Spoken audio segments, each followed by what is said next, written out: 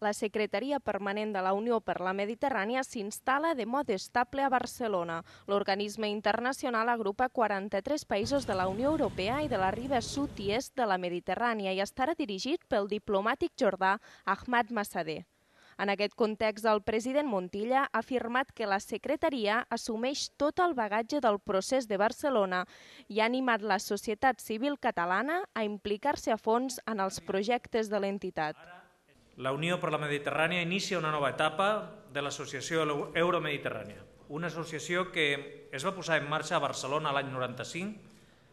El fet que la Unió per la Mediterrània assumeixi tot el bagatge acumulat per al procés de Barcelona demostra que el model que llavors van escollir era el correcte, un model que no només es limita als països de la riba nord, sinó que inclou tots els estats de la Unió Europea.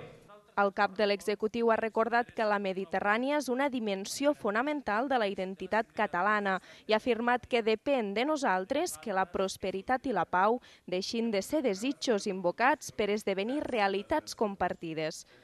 Com a secretaria tècnica desenvoluparà projectes de cooperació euromediterrània com la descontaminació del mar, les energies alternatives o el desenvolupament empresarial.